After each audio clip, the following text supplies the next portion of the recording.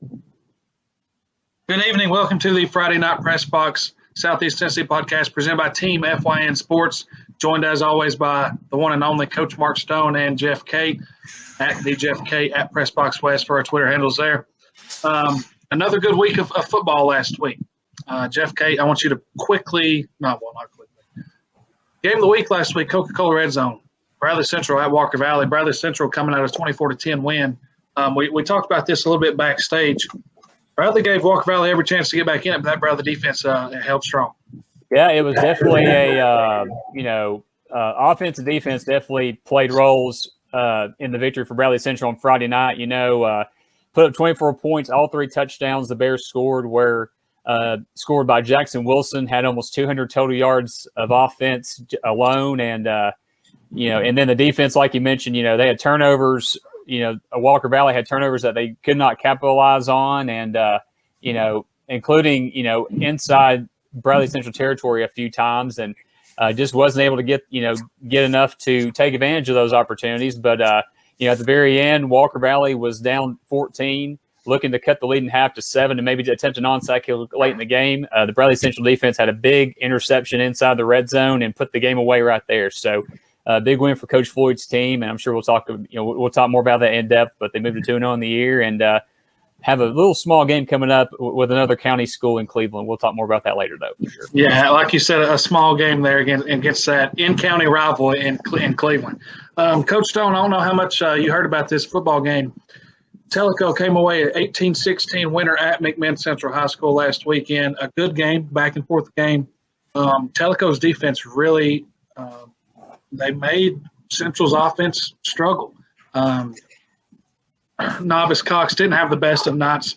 McMinn Central's quarterback throwing 3 interceptions, but Jairo Arnwan was not able to play second week in a row. He should be back this next week against Signal Mountain on the road. Coach Stone, McMinn Central goes to 0-2 on the year with a tough loss to Tellico.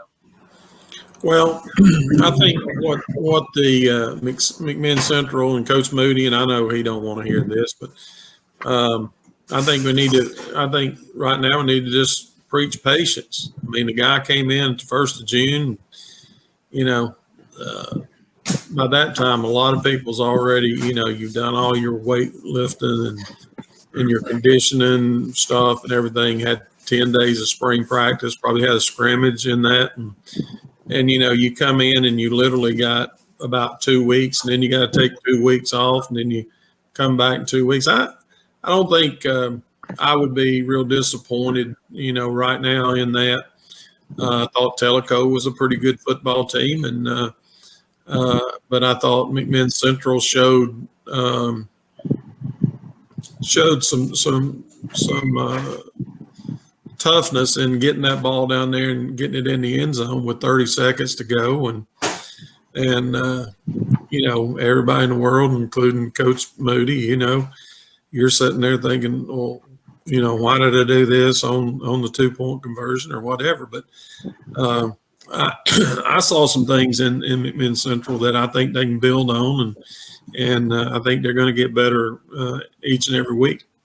Yeah, not having Jairo Arnwan, obviously takes a lot out of that offense because Arnwan he's a dynamic player on that offensive side of the ball. Central's next opponent, Jeff Kate, is Signal Mountain. Signal Mountain won a thriller, correct? Yeah, they had a little bit of drama there with their game against Saudi Daisy last Friday. It was a 14-14.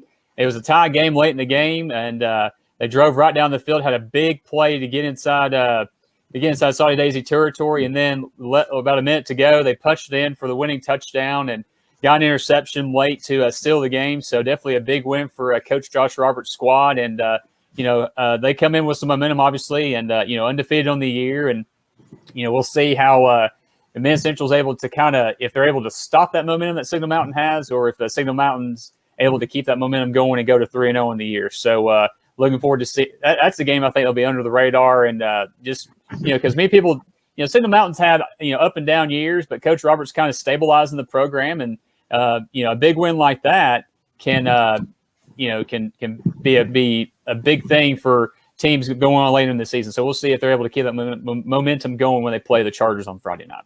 Yeah, I think it'll definitely be a good test for both teams. Both teams, I was fortunate enough to meet Coach Roberts at the Jamboree with you, Jeff Caton. Just a good guy, and if he coaches the way he was passionate at the Jamboree. I'm sure he coaches like that, and he was a good fun guy to be around. To me, one of the most shocking stories. I wouldn't say shocking. Well, you can say shocking. Polk County is 2-0 on the year. They beat Copper Basin, then they beat Sequoia 29-0 this past week. A team that hadn't won a football game in 2 years. Coach Stone, I'm sure you're familiar with Polk County.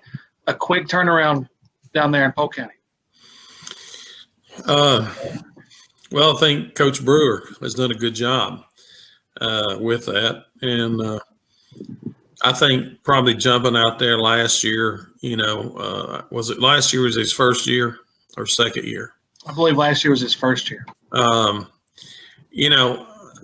I think they must be doing something different on offense, if I'm not mistaken. Last year they ran the split back veer, which was a 70s offense, and a lot of people got up, and got used to it and was stopping that. But from what I'm hearing, I'm hearing a lot of big things from Benton. And I think Coach Brewer's doing a good job, and they certainly got some good football players. I definitely agree. And Polk County is going to be a fun team to talk about going forward. And there's going to be some region matchups that if Polk County stays undefeated, they're going to be one to keep an eye out. Pleased to be joined now by Bradley Central High School's head coach, Damon Floyd. Coach Floyd, we appreciate you coming on first and foremost. We just want to talk a little bit about last week. Last week, a 24-10 win over Walker Valley, another rival. You go back-to-back weeks with rivalries. Two good weeks for you guys. So talk a little bit about last week.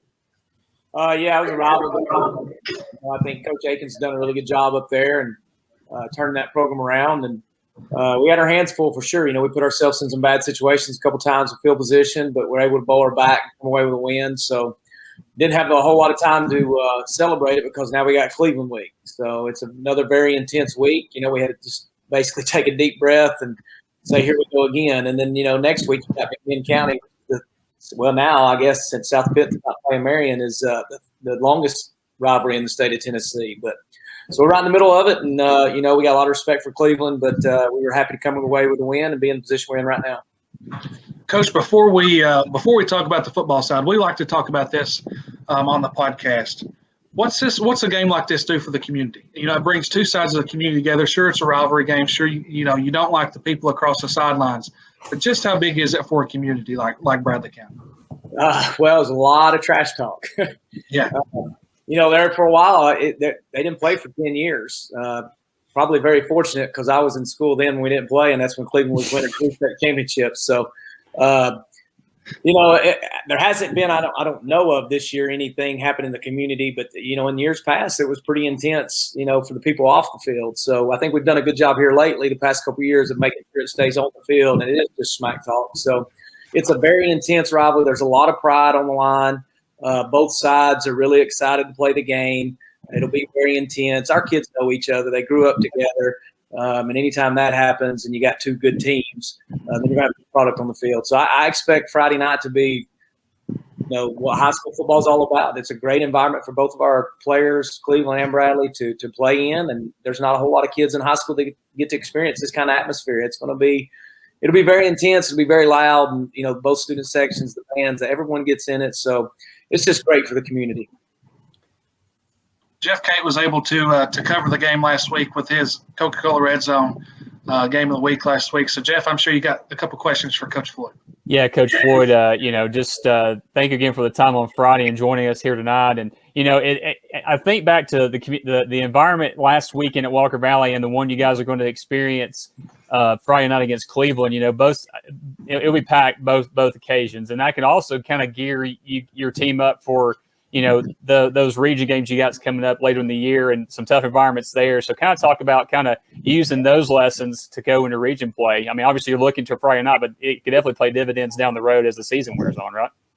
Well, you don't need many, more incentives to play Cleveland, but now that you go, it's a region game, and it has been the past couple of years, but there's a huge incentive. You want to start off, you don't want to look too far down the road to the playoffs, but the bottom line is this sets you up, if you win the game, better than losing. You don't want to be 0-1 in the region. So it has huge playoff implications. It's a very emotional game. So whether you win or lose, you got to get over it, move on to the next week. And we've played, we played in the Super 32 a while back. We've played some really tough competition here in Maryville's region. So you got to move on no matter what happens. I mean, obviously we want to win, and it sets you up the right way.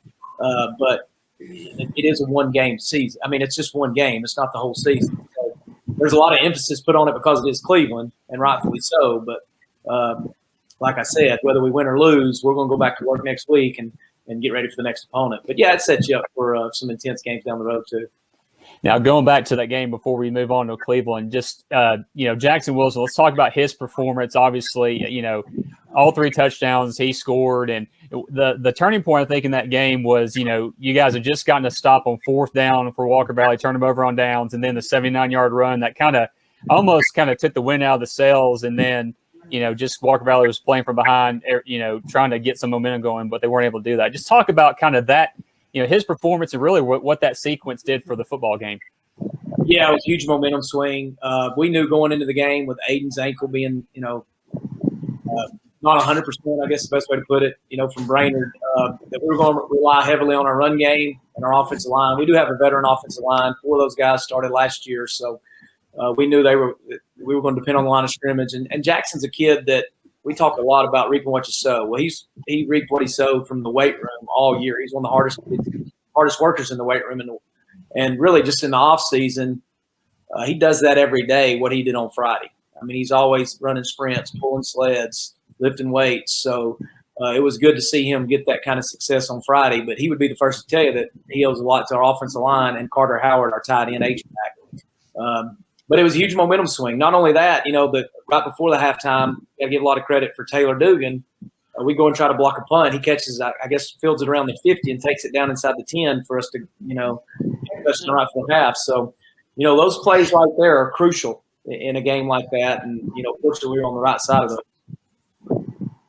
Coach Floyd, I want to bring in our old ball coach, Coach Mark Stone. Coach Stone, I'm going to go ahead and ask this question for you because I already know what you're going to ask.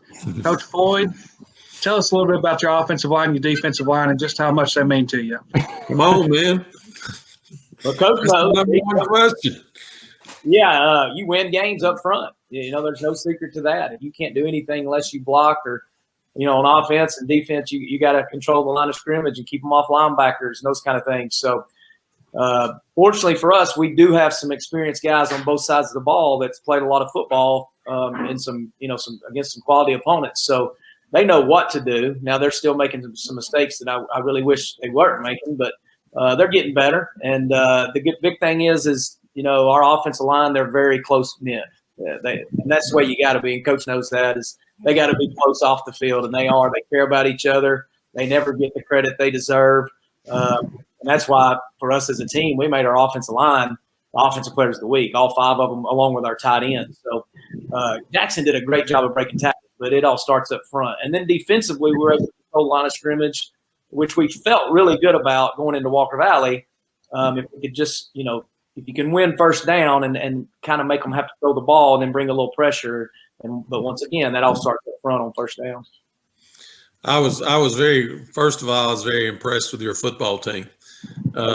I mean, it looked like you all were in mid-season form to me. I know it wasn't to you, but I was very impressed with your offense and defensive line.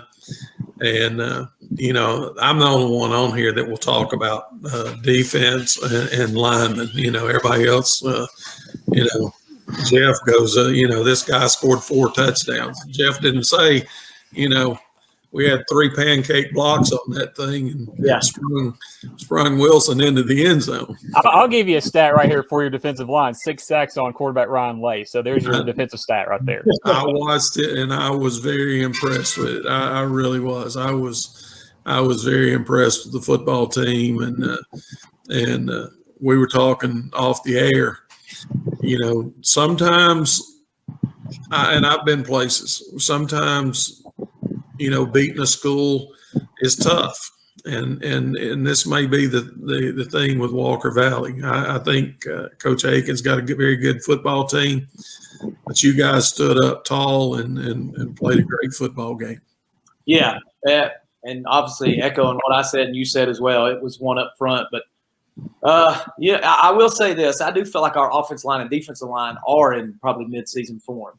I miss a couple of assignments, but that's part of the game. They're going to do that every week. But really close group that play with a really good effort, and really they don't care who gets the credit as long as the team has success, and that's what you got to have to be good up front. Well, it's like Jeff said. You know, you guys had 6 sacks, right? Was that?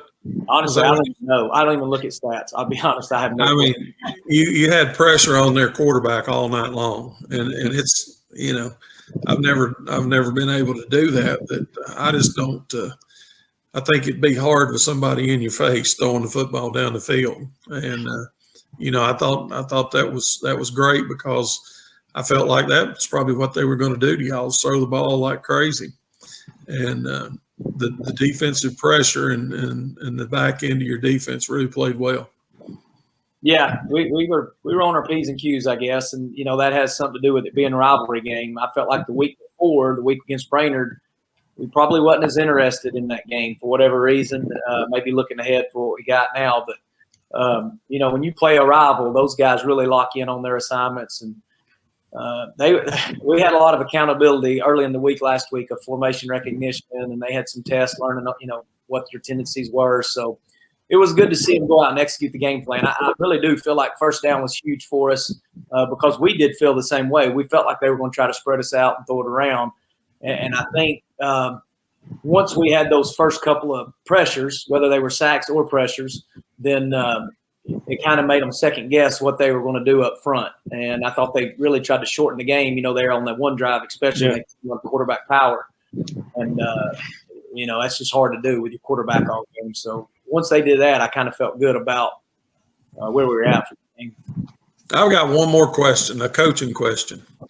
And I think in all the years I coached, I don't think I ever had 3, I guess what you might call rival games in a row. Yeah. Maybe 2 back to back. But how do you handle that? I wish I could answer it. We've never played back to back, you know. We've had a lot of rivals because we do have 3 every year, but to play them back to back is a little bit different. And we came in from practice today, and it's like, wasn't a very good practice, and I'm a little worried, to be honest, because it's hard to keep. I mean, you know this, Coach. It's hard to keep that intensity week after week, and it's reality. I mean, we can sit here and say, "Oh, we're going to get them ready," but they're high school kids, and we're human beings, and it's hard. I just hope that our kids are saving a little bit for Friday because I really don't have the answer to that. If anybody does, I'd like to know. That's what. You know, I was just thinking about that today. Just have 3 games back to back to back. And I know you don't want to think about McMinn County, but I was just looking at that, and it's a pretty rough road because those teenage guys, you know, they just beat the team up the road. Now they're going to play the team across town, and you think, you know, and Walker Valley's a rival. It's not been around quite as long, but this Cleveland, I mean, it's intense, man. Yeah. It's fun to be a part of, but I'm telling you, it's one of the worst weeks of your life. And then if you ask Bo Cable or McMinn County, they hate Bradley more than anybody. Yeah, they do. Our kids do not understand that, and I've tried to teach them year after year, but they don't understand how much McMinn hates Bradley. So I don't know if we can make it through these next 2. It will. I don't know. I don't know how to answer your question. I don't know how to get them up because I just very good job right now. All right, I really did. I thought your football team played very well. Looking forward to seeing y'all play Friday night. Thanks, Floyd. Enough talk about enough talk about Walker Valley. Let's talk a little bit about Cleveland. What do you have to do Friday night to win that football game? You can't turn the ball over. Obviously, these coaching cliches, penalties, field position, all that stuff's very important. If we do what we did last week and give short field to Cleveland, we're going to be in big trouble.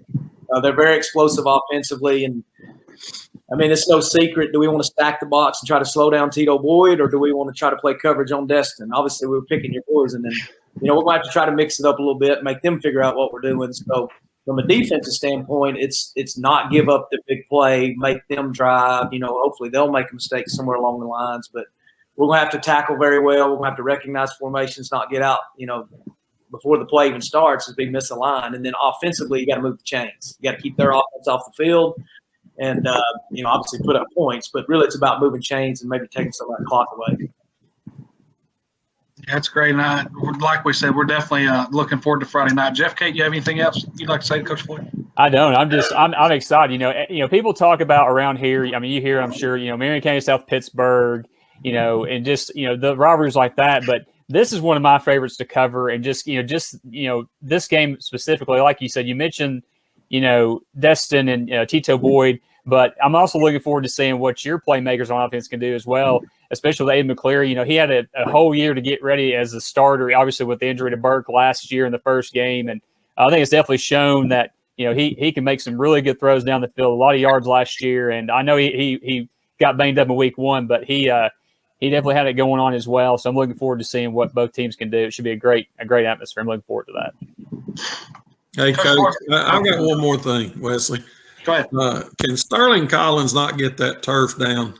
He needs to get to work. He needs to do something. All I see is a picture. It's going to be beautiful. Let's get it done. Sterling played for me at Copper Basin. A great guy. I'm glad you got him because he loves football. He does, man, and he's always right there for anything. He does a lot of work behind the scenes that he doesn't get credit for, and he's doing a great job with our youth league, man. The kids love playing for him, and he's got them wearing that black and gold. So he really is helping us and a great guy. That's actually what I was about to ask, Coach Floyd. We talked about this with Coach Akins last week and Coach Herrig as well up at Loudon. Loudon just got new turf. Obviously, the Bradley County Schools, Bradley Central, and Walker Valley both got turf. What's that do for your football program? It keeps a little bit of consistency in practice, being able to go out and practice on your field. What's that do for your football program? Well, it's huge. It's huge for everyone, but for us, our field has so much undulation. It was down in that hole and that water. We had huge drainage issues. Not a lot of people know this. We've had to move a lot of games to a different location because of our field. We had to move a playoff game a couple years ago against Riverdale and had to move it down to Findlay. When you play a playoff game, you definitely want to be at home, obviously. But, so for us, it's just a consistent playing field that we can go on all the time and, play a home game instead of having to travel. Like I said, we had huge drainage issues. But, man, and you guys probably been to our stadium. Down in that hole, there's not a better setting. So when you add turf to it, I mean, it's going to be – beautiful. It's going to be awesome. And the school board a couple years ago got us a video board. So really I want to say thank you to the school board and Dr. Cash, our superintendent, for investing. They understand athletics is part of the education process and in Bradley County and Cleveland as well. So it's huge. When do you think you're going to be able to get on it? I think from what I understand, they're going to kind of work from now through the weekend, and it's getting really close. I'd say by middle of next week for sure, I would think. When's your first home game? Not until – so we played McMinn County on the road, and then that'll be our fourth game will be at home. So we've been road warriors this year. Road warriors. I like that. That's the most amazing thing I ever dealt with in coaching. You go out there and it pouring down rain, freezing cold, muddy. There wasn't any mud. Just get you a good rain jacket and go on. Yeah. We don't do it like we used to. You rain now, you can't go out and practice. Somebody might get, the sniffles. Somebody might get a cold. That's right. All right, Coach Floyd. Well, we definitely appreciate you coming on and talking about your program, and hopefully we can talk sometime in the future again. And like we said, we definitely appreciate you. Yeah, I appreciate you having me. What I'll do for high school athletics. Go get them. Thank you, Coach. All right, that's been Damon Floyd with Bradley Central High School. Like we said, guys, just a good guy, a good coach, and we appreciate him coming on for us. And like we said, I mean, the turf is a big part of that. Like he said, but man, it was just he's fired up for Friday night. Yeah. And, How can you not be? yeah, exactly. I mean, it's like McMinn County, McMinn Central. It's like Loudon, North City. We've highlighted games like this already this year, and how can you not be fired up? Right. How can you not be fired up? Well, that's the first segment to look at. We'll be right back after this short break on Team FYN Sports for Southeast Tennessee Friday Night Press Box.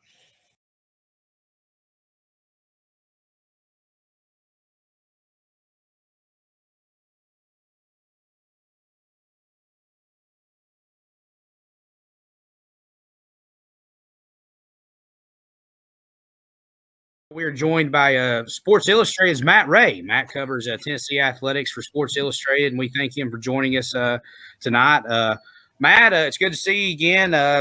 Where were you guys at last week? I know you guys were big on the recruiting trail, covering some guys and a big Tennessee prospect. Yeah, all over the state of Tennessee last week. Started out on Thursday night at Maryville for Maryville and Powell. Really good game there to start out the week, and then finished in Chattanooga, Baylor, and Ensworth.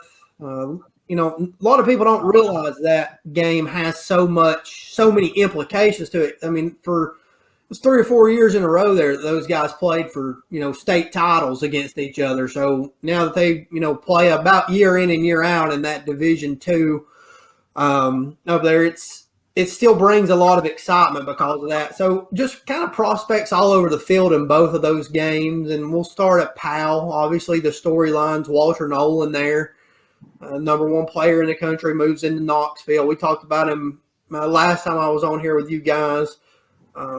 He had a really good game for Powell despite the loss against Maryville. And I think people want to look at the stat sheets and say, well, he just didn't dominate this game from a stat standpoint, but battling double and triple teams all night, had 6 tackles, 2 tackles for loss, a sack, probably 3-4 other quarterback hurries, and is just doing that against a double and triple team. So anytime he got in single coverage, he won. Had one of the better hits I've seen at the high school level in the last couple of years, reminiscent of Jadeveon Clowney. Just got one-on-one with the center and swam him and hit the running back about the time the ball was coming, by the time he was getting the ball from the quarterback. But, obviously that's the storyline, but there's a lot of big-time names involved in that game. The guy playing center across from him is Cal Grubbs. He's in a 2023 class. Today, September 1st, is a big day for guys in that class. Can start hearing from college coaches. They start reaching out on their own. And Grubbs is a really good player there at Maryville. And he had a good night against Walter Nolan. It's tough playing against Walter Nolan. He's 330 and moves like a toddy, and I think I told you guys that last time. But just a lot of younger talent on that field. We'll start with Maryville. You got Cal Grubbs, like I just mentioned. You got Markel Fortenberry, the 2022 Liberty commitment. Several guys on that Maryville team that is always so good, so well coached, that are getting D1 looks. And then you move over to Powell, and it's kind of like a little D1 factory there in Knoxville right now. You've got Jordan Potts, the quarterback, who's getting Division I looks. It's my first time, my second time minus a jamboree, seeing Potts in action. And I was really impressed with him. He moves well, throws a ball, platform very well, just in control of the game. And, it didn't go Powell's way, but that was no fault of Jordan Potts. He had a really good game, and he's got some really good weapons to go to. You've got guys like a Darius Redmond and Aiden Green, both who heard from Tennessee to open up the contact period today. The first team in for a Darius Redmond this morning was Clemson. So, that speaks to the type of wide receiver that he is. And going down into 24 and 25, obviously those guys aren't hearing from college coaches, but Powell also has Steven Souls, a guy that staff raves about, defensive end, really explosive first step off the edge. And then Walter Nolan's little brother, Warren, a 2025 guy, true freshman, made the transition to Powell with his older brother. Sometimes gets forgotten, but he's got 5 Division I offers, and I promise you, it's just not because these schools want his older brother. Warren Nolan is going to be a top 100, top 150 prospect in his own right when it's all said and done. So really good collection of talent on the field at Maryville on Thursday. And then back down, I wasn't there on Friday. My business partner Dale was there on Friday at Baylor. But Ensworth comes to town. You've got a lot of different guys there. You've got a Shamar Porter who's already got D1 interest from guys from schools like Tennessee, Louisville, Kentucky. Jacob Page, another guy that Tennessee recently offered coming out of camp. So you got a really good receiving core there at Ensworth. And then on the Baylor side of the ball, a guy that's one of probably Tennessee's top targets just overall right now, offensive lineman Bryson Sanders. In the 2023 class, really, really high IQ guy. Dad's the offensive line coach there. His former teammate is Glenn Ellerby. He's the offensive line coach at Tennessee right now. So big connection there for the Vols. But you've got teams like Georgia, Clemson, Ole Miss, Mississippi State, all those schools already making contact with Bryson Sanders on the first day of the contact period.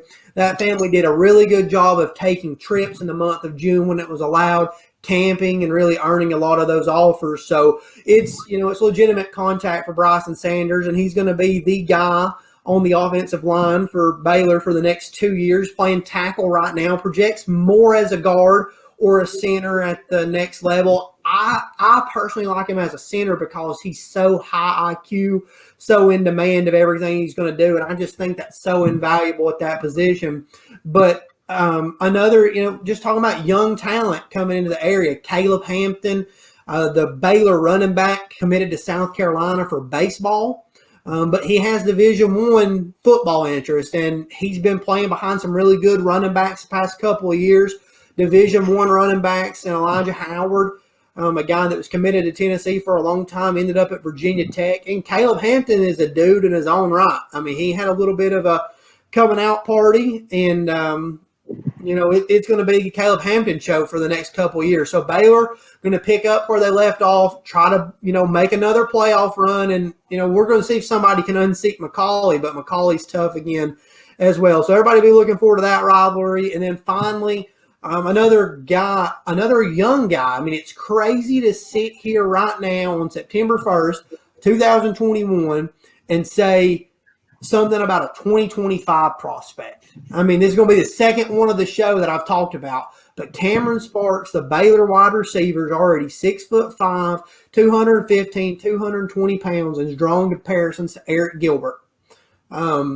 He's a guy that's just freakish in size, moves so well, has a basketball background, so he's a natural leaper, high points the ball, attacks it in the air, and just does so many things so well. It's just going to be interesting to see because he's probably going to be a top 100 basketball prospect as well. But already has an offer from Tennessee, already has an offer from a few schools, training with former Georgia Bulldog, only wide receiver in school history to go over 1,000 yards in Terrence Edwards. So this is a guy that's already, building his brand and going to be a household name in that 2025 class. So a lot of really good talent and a lot of really good games in Tennessee this past weekend. Yeah, good stuff there, Matt. Guys, y'all got anything to ask Matt? Yeah, I've got one thing.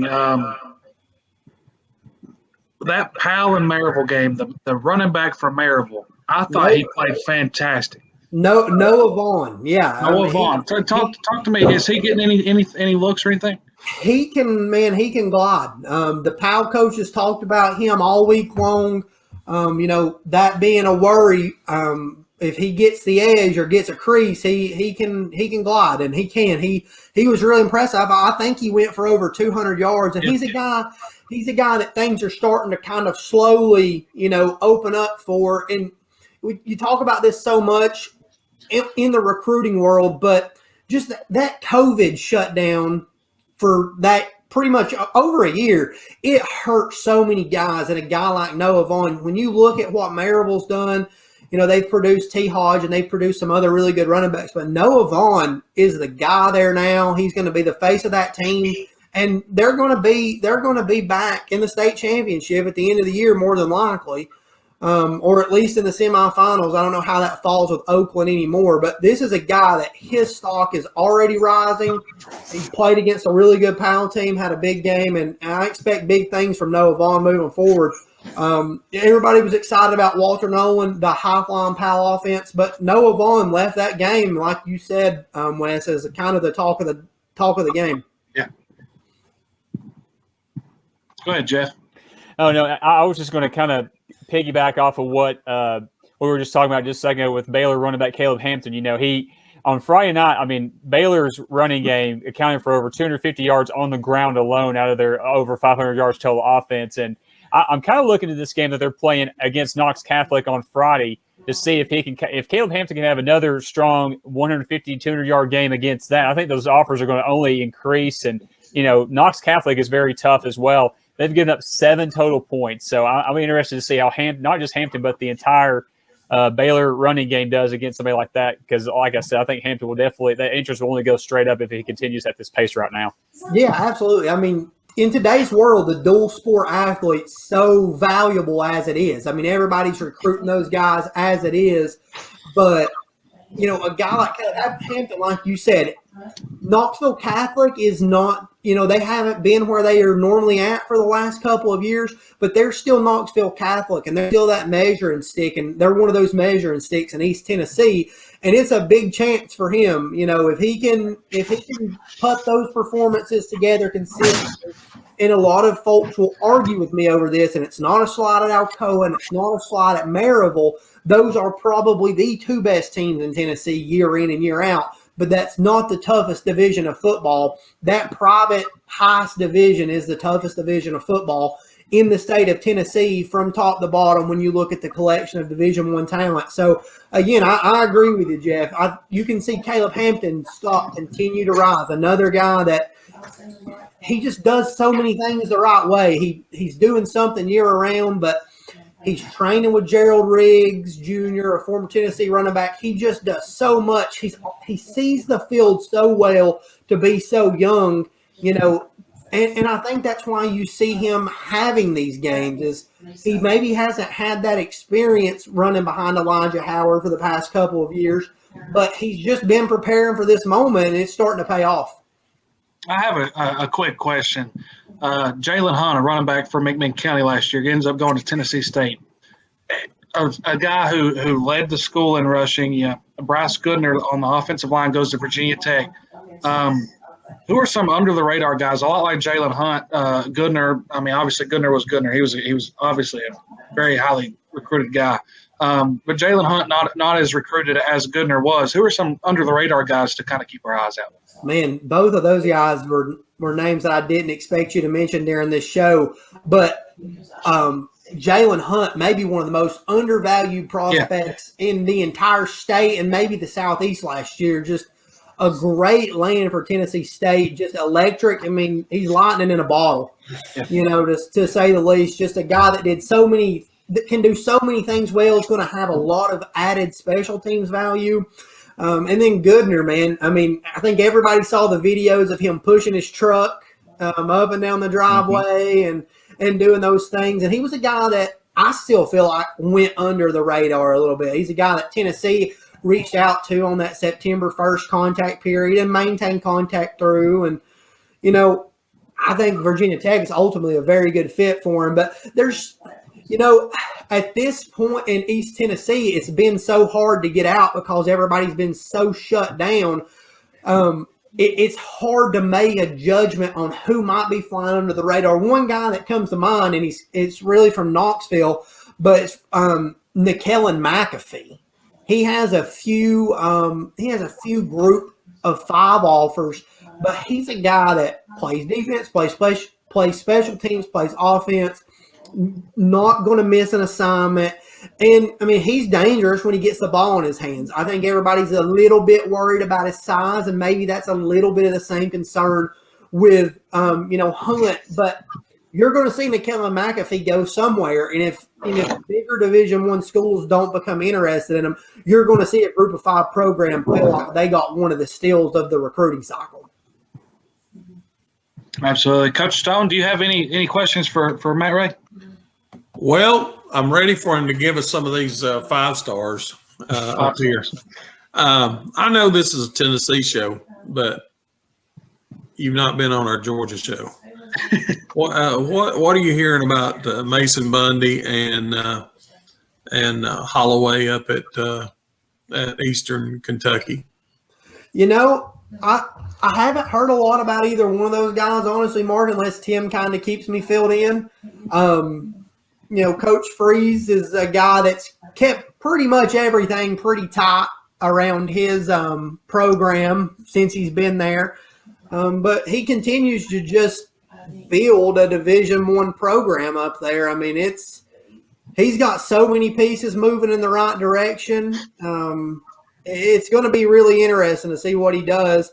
And then, you know, Luke Holloway's a guy that people are, you know, going to be excited about. I know Eastern Kentucky was excited about when they got him. One of the former Tennessee staffers, Caleb Cox, was a big reason that Tennessee was, you know, he was at Tennessee. He was a big reason that Tennessee was able to recruit that Marietta pipeline so well. He's at Eastern Kentucky, and Georgia's his primary state, so he's a big reason that, you know, Luke Holloway was able that contact came about and Luke got up there, and they've been excited about Luke. I think anytime you can get a guy who put up the stats that he put up last year, and you know, you get him as a walk-on to start out, and I mean, he's a guy that's got extra, you know, ability as a punter. He was All-State once or twice, Tim. How many times? Once?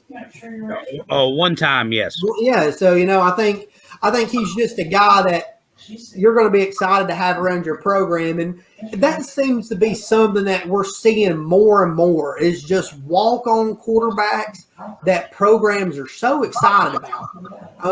Tennessee, so excited about several of the walk-ons that they have, and that's crazy to think of given the battle that they just went through.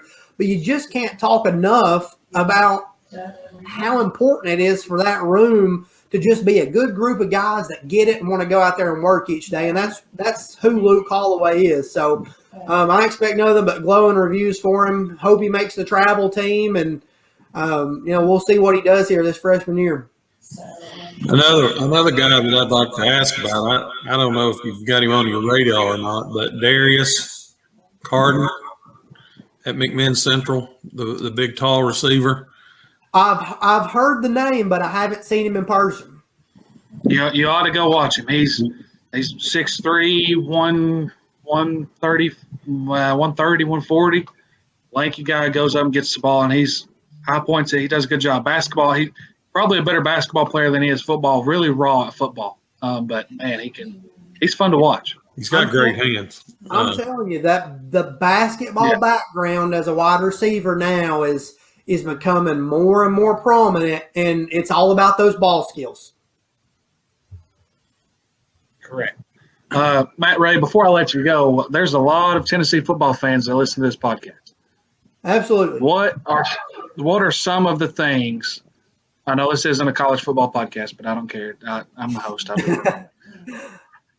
Tell me a little some of the things Tennessee fans need to watch for. Obviously, Joe Milton gets named the starting quarterback.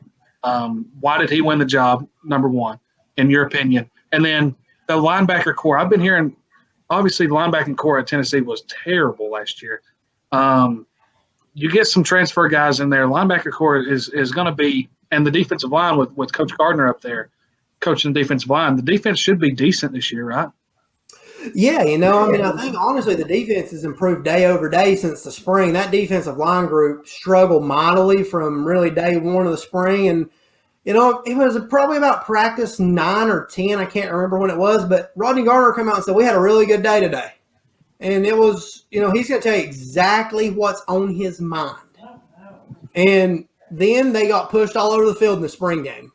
But they brought in some pieces, and you got guys like DeJohn Terry coming in. Caleb Tremblay is a guy that they feel really good about up there. You talk to people out west, and they felt like Caleb Tremblay, if he has a good year, that he plays himself into some sort of a draft pick. We'll see. You know, he's in the 2 deep right now, and it's going to be a heavy rotation. So if somebody breaks through and grabs hold, we'll see. The linebacking core, man, it was thin when you start looking back at the spring. You got Solon Page and, you know, Quasi Garland running there. a walk-on. Jeremy Banks and then Juwan Mitchell coming in from Texas as well. Jeremy Banks back now. Juwan Mitchell. Those two guys going to start out, and you got depth behind them finally. Getting Aaron Willis back after the incident that set him back. Get, Salon Page back behind them. Get Morven Joseph working in there. The Michigan transfer William Mohan working in there. Just so much depth kind of moving around in that position that it's going to be interesting to see tomorrow night. And listen, I think tomorrow night for Tennessee fans, I think tomorrow night should be fun. I think tomorrow night should be fun. They're going to introduce a new light show. They're going to have the main stage to themselves, and they are going to they really should beat up on Bowling Green. You don't want to come out and say that, but they really should physically beat up on Bowling Green, and it should be a really good starting point for Joe Milton's career. For me, I think the biggest question mark for Joe Milton comes when you go to Florida in week 4. When you come to Gainesville, we saw a lot of good Tennessee seasons come to an end in Gainesville. But to answer your question about Joe and winning a starting job, I think it just comes down to the fact that he's 6'4", 6'5", 240 pounds. He's physically imposing. And the reports that you hear that he can throw the ball 75 yards, he can throw the ball 75 yards. Can he tame it in all the time? No. But I think when you're Josh Heupel, neither one of those other guys in that quarterback room did enough to separate themselves to take the job from Joe Milton. And when you have those kind of physical tools, you got to give that guy the first crack. The reason he got the first crack at Michigan is probably the reason he would have got the first crack in just about any other quarterback room that was willing to take him. Yeah, I'm telling you, I'll be there tomorrow night. I'm excited to see Coach Heupel's first ball walk. I'm excited to see him run through the tee again. They weren't able to do that last year. It's just, the little things, and I think that it's going to make up for a good game day experience. Yeah, it's been a long time. I mean, we're going to see somewhat close to full capacity. Last I heard, they were around 80,000 ticket sales. So it's going to be a lot different than the 25,000 last year. When I was in the press box last year, you looked out, it just looked odd. Yeah. It did. It just looked odd. Looked like you were watching a game of Vanderbilt's what it was. Yeah. Yeah. Essentially. So it was odd. It's going to be nice to see it. And they're going to celebrate, 100th season of Tennessee football the right way starting tomorrow. So it's going to be exciting. I'm glad football's back. Well, Matt Ray, we definitely appreciate you coming on, and we look forward to having you on again in the near future. All right. Thank you, guys. Thank you, Matt. Well, that was Matt Ray with Sports Illustrated. Guys, it doesn't get much better than that when it comes to Southeast Tennessee recruiting. Oh, no doubt. And, just kind of, you hear about the guys in Knoxville, but that game was actually on – that was the TV game in Knoxville last week. He was talking about Powell and Maryville. And, I had a chance to see Potts, the quarterback for Powell last year when they played Walker Valley. And, just seeing that is a different kind of football up in that Knoxville area. Definitely, if you can watch it online, definitely do the Thursday night game as well. And just kind of get a obviously pay attention and focus on your Southeast Tennessee, favorite teams, but also you kind of venture up there as well and kind of see kind of what we talk about with Baylor. They're going to experience that on Friday night. Just kind of see, because there are some teams here, like Array County was supposed to go to Alcoa. I believe Tyler's going up there late in the year. So some of our teams do go up there and play those schools. So kind of check that out if you can this week for sure. Yeah, correct. Guys, that'll wrap up this next segment. That'll wrap up this segment. The next segment, we're going to talk about some COVID cancellations. Guys, we know we hate to hear those words, but it's all too well here. COVID cancellations are here. And we'll talk about some games to watch this week. So we'll be right back after this quick commercial break on Friday Night Pressbox Southeast Tennessee podcast presented by Team FYN Sports.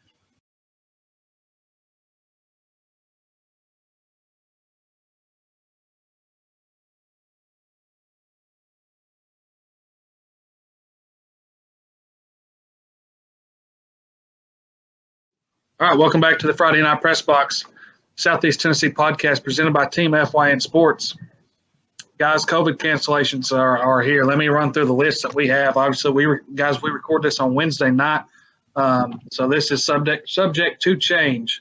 Like I said, Wednesday night. It'll go out on Thursday. Right now, Tyner at Marion is canceled. Bledsoe and Meigs County, Copper Basin and Whitwell, South Pittsburgh and Murphy. Murphy's out of North Carolina. Kings Academy and Howard, Sequoia and Hickson, Polk County and Tellico. So those are some of the COVID cancellations to talk about. But games, in that list, Jeff, which one stands out to you?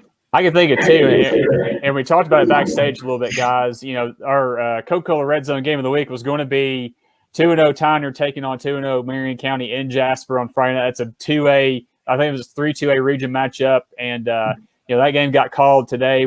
This is Wednesday, obviously, when we record this, so it got called on Wednesday afternoon, and right before that, on Tuesday, you had another undefeated 2A matchup with Meigs and Bledsoe County going at it at Meigs County. That one got postponed, they're going to try and make that game up.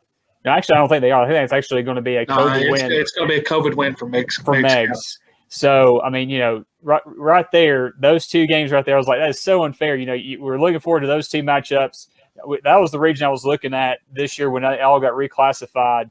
That those are going to be some great football games, but we're going to have to wait for those matchups down the road. So, but those were the two that really stuck out to me, and let's just hope that's the rest of the cancellations, because we do have some good ones coming up that I think will be interesting. We're going to talk about later on. A sleeper game on that list was going to be Polk County and Tellico.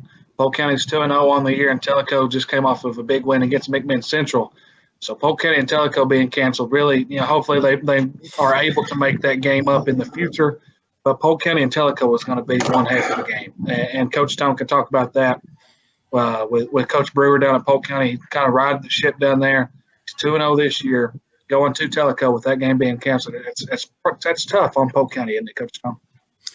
Tellico's always a tough place to play. Polk County's got their work cut out when they go up there, but I saw Central and Tellico last week, and I did think Central had improved from game 1 to game 2, but it really seems like Polk County has put a good football team on the field this year, and it's leaving out COVID and injuries or something, that it looks like they're gonna be pretty special. Yeah, correct. Jeff, another game. South Pittsburgh was supposed to go on the road to Murphy, North Carolina. Murphy coming off of a state championship title, I believe, right? Yes. Yeah, they did, and that game. They also had a game against Lookout Valley that was this Friday that got called off as well, and that I think that had to do with Lookout Valley having low numbers as it is. Was barely going to have enough to field one side of the ball, and playing both ways against the South Pittsburgh. It's just they played South Pitt for since I've been alive. So they're not running from anybody. But you got to look at reality here, and it's just there's no sense in having 10, 11 or 11 or 12 kids play both sides for 48 minutes. There's just no way it's going to happen. So, but and then obviously with the South Pittsburgh Chattanooga Christian COVID cancellation from last week, it just seems like it's hitting a lot of teams hard. And I think back to South Pittsburgh this year and Red Bank going back to last year too, are two teams that come to mind right off the bat that have had major from one way or another COVID cancellations more than anybody. So. Yeah, I think that's one of the things that kind of aggravates you a little bit. But you got to look. Am I going to have to put 5 or 6 8th graders out there to play against South Pittsburgh? That's not going to work. You might not have much COVID at all on your team, but the numbers in single A sometimes just comes right around to bite you. Not everybody's got 45 or 50 players in single A. You're probably averaging maybe 25, 26, no more than 30 in single A football. And if you get some hurt and some sick, the coach has got to make a hard decision there. But I'm not going to put somebody out there that's going to destroy their football life forevermore. At the end of the day, you have to make what the best decision that you can make for your football team. Right. And that's all that these coaches are doing. And what's us what's us to say that they're not making that best decision? And I firmly believe that they are for their football games. I do. I mean, I really do. Jeff, Kate, games to watch for this week, games that are not canceled. Well, as of now, like you said, Wes, obviously we talked about Bradley Central, Cleveland. That's going to be, kind of the end of the, another great matchup. It's going to be a great atmosphere there. It's going to be at Cleveland High School. They're going to introduce they got their jumbotron installed today, so they got turf field as well. They're getting a jumbotron put in this week. That's going to be fired up Friday night. So that's just only going to add to the atmosphere there. And as far as the red zone game of the week, we're still up in the air as well. I told somebody today through text, I said, honestly, at this point, we're just going to wait till Friday and see who's left standing and go from there. Yeah. But just a couple more to keep in mind. Obviously, West, McMinn Central playing Signal Mountain. Can Signal Mountain, continue their hot start after that big win against Saudi Daisy last week and go to 3-0 in the year?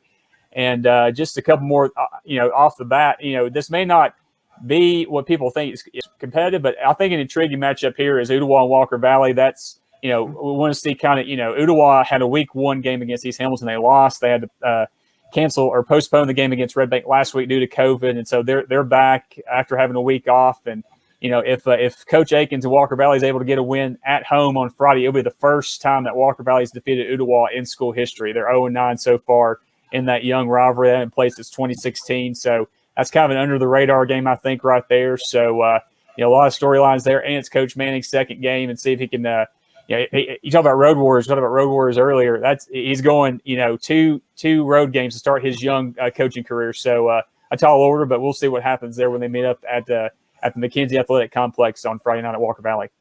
2 tough places to play. You go up Hurricane Hill, then you go to Walker Valley in Mustang Valley out there. And man, it's 2 tough places to play. And see that I just thought about this too. How do they respond, Walker Valley, after kind of getting just jacked up for that county rivalry game that they had last week? I think Coach Akins is definitely going to motivate his team, probably with that stat line I just gave about you have a chance to set a new expectation or make history, whatever, by beating this team that you never beaten before. So I think he'll have his team ready to play, no doubt. Correct. But besides that, Coach Stone. I'm sorry, just a couple more real quick. Obviously, I just want to throw out 2 more for you guys. Obviously, the Baylor at Knox Catholic, I think that's going to be a very physical, very very competitive football game. And like we heard before, that Division II AAA class, with the McCaulleys, the Baylors, the Knox Catholics, the Ensworths, and the MBAs, that's probably the toughest region in this state, no doubt, just based on the talent that we see on any given Friday night. And then one more I want everybody to keep an eye on is McMinn County and Ray County. Can Jaden Miller kind of shake off that defeat he had last against Cleveland, and going up against a team that runs a very efficient offense when they have the pieces in Ray County. So should be a great game there too. And it's not, and that's a rivalry game right there. Is not a rivalry game, but a region game in that 5A classification. So I think that'll be a very competitive football game there as well. Yeah, Coach Stone, I was just about to ask you about McMinn County and Ray County. Man, that's going to be a good football game. Well, that's I think a rivalry maybe that just a lot of people don't talk about. That's just separated really by the river over there, and both teams come in here and they're going to play hard. Ray certainly got a good football team. I think McMinn County has a good football team. They're young, and like Jeff said, they're just going to have to. They shake that Cleveland loss off, and they come in here and this is a guy to win because this is region. Can't give this one up. So I think it's going to be a great game. I think it'll be one of the best games in Southeast Tennessee. Well, and another thing to kind of go on that one as well. When we were talking to Coach Floyd earlier, he talking about them. They're going to be meeting up next week, McMinn County and McMahon and Bradley, they can't overlook Ray County as well. You know what I mean? Yeah. So it's kind of like, Bradley with those tough 3 games. Well, McMahon can say the exact same thing about their schedule. 3 straight tough games to in the first few weeks of the season. So no looking ahead for Coach Cagle's team. They got to be ready to play when they play Coach Pemberton's Ray County squad for sure. I agree. Yeah, Coach Cagle will have them ready, and Coach Pemberton's going to have them ready. And man, they're gonna meet on Friday night. They're going to tee it up. And they're going to play some football, and it's going to be fun to watch. Guys, is there any other games that you want to talk about? We've pretty much hit them all between the COVID cancellations and the games of the week. I'm looking forward to this week. One of you two guys string some games together for us all. No cancellations or anything.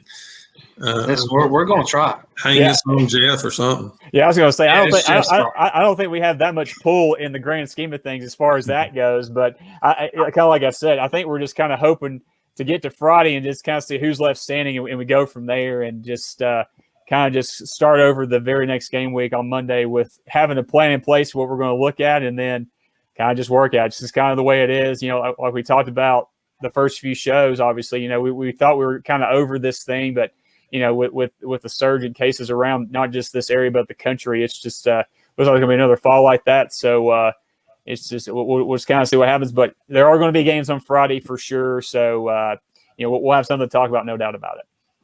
And if anything, turn on the TV. There's football on there's a college football game tonight. There's a bunch tomorrow. There's some on Friday night, all day Saturday. There's one on Sunday and one on Monday. Well, If you can get out and support your Absolutely. team. Absolutely. Well, and Wes, you're going to Knoxville tomorrow night, but anybody that listens to this podcast tomorrow, get down to Finley Stadium and check out a lot of these guys that were playing high school football around here. UTC has a bunch of them. Austin P has had, guys come in from the Chattanooga area as well. Both teams are ranked in the top 25 in the FCS classification. So, see the guys you watched on Friday nights a few years ago, suited up on under the lights on Thursday night this time. But it'll be a great weekend for football for sure, leading into, from tonight to tomorrow, all the way through the weekend. UTC's picked to win their division, aren't they? They are picked to win the Southern Conference. They are the favorites, and we'll see. But it's definitely a tough. It's Austin P is not the Austin P of old. I know this is a high school football podcast, but heck, like you said, this is our show, whatever. And like I said, I plugged in. The both programs have had kids from this area go to the school, so we're talking about high school football. Correct. But it'll be fun to see kind of how the mocks get going and see if the guys like Freeman from Ottawa and those guys like that, see how they make plays for the mocks on Thursday night for sure. Yeah, it'll be fun. And you wake up Saturday morning, you're able to turn on College Game Day. It's just football. Football's back whenever high school starts, but whenever College Game Day starts coming on, man, it's really getting into gear. It's real. Before we leave, I always like to end with something fun. Tennessee they're a 35-point favorite tomorrow night against Bowling Green. Do they cover? 42-0. Ooh. Jeff Kate. I'm going to say no. No. They'll win by almost 35. I don't think they cover the spread. Wow. The C boys, it's over. I mean, we might win by 55. I'm saying that hopefully it's above 35. So hopefully the Jeff Kate jinx works in the Jeff Big Kate Orange's jinx. favor. You heard it there. You heard it there first. All right, guys. Coach Stone, as always, I appreciate you coming on. Jeff Cade, I appreciate you coming on. To our guest, Coach Floyd from Bradley Central and Matt Ray from Sports Illustrated. Man, it was great to have them on, and we'll look forward to having Stephen Hargis on at a later date. And Wes, give a plug, man. I mean, you'll be at that McMahon Central Signal Mountain game. Just kind of talk about, just kind of give background and kind of info on that game Friday night. Yeah, Friday night on 99.5 FM WYGO. We will be live from Signal Mountain High School doing the McMahon Central Signal Mountain game. I work for WYGO. Voice of the Chargers is Todd Loveday with color commentator Chris Martin. I'm the sideline reporter / statistician, most likely be the statistician this week in the press box. But WYGO, we've got all of McMahon Central's radio broadcast, football and basketball. So tune in if you'd like. And Jeff, go ahead and do the red zone. Yeah, for sure. Like, obviously the Coca-Cola Red Zone every Friday night, 8 to 11 on Talk Radio 102.3 in Chattanooga. You can listen. There's a Talk Radio app that you can download and keep up with the scores where, some people still have those little bitty radios that you can plug in a frequency, but I think everybody's in the digital age now where it's an app and you can listen online. So definitely do that.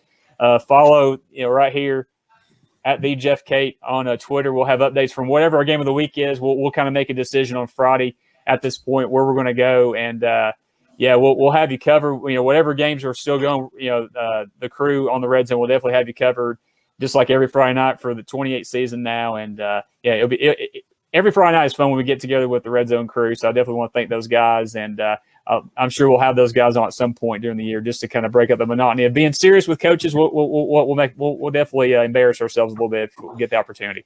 Great. Go ahead and follow me on Twitter as well at Pressbox West. Fun fact: I had to change my Twitter name from the name I made in high school. So at Pressbox West, you can find me on Twitter right there. Coach Stone, you were to call in the Coca-Cola Red Zone.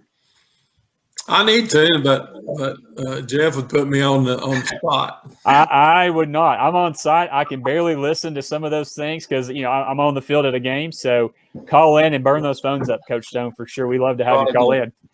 I'll do it. He said. All right, guys, that's been this week's episode of the Friday Night Press Box presented by Team FYN Sports. We appreciate you listening. Like always, be sure to like, share, subscribe, or not subscribe. Just make sure you follow the podcast on Apple and Spotify and wherever you find your podcast. It'll be live streamed on Facebook and Twitter, so go ahead and share that as well. Guys, we appreciate you listening. Like always, all we want to do is get high school football coverage and players coverage and teams coverages. So we really just want to spread high school football around Southeast Tennessee, and that's our main mission is to get kids and coaches covered, and that's really what we want to do. So make sure you like, share, subscribe. Not subscribe. I said that twice, guys. Follow. Do that. Guys, good talking to you, like always, and we'll look forward to next week.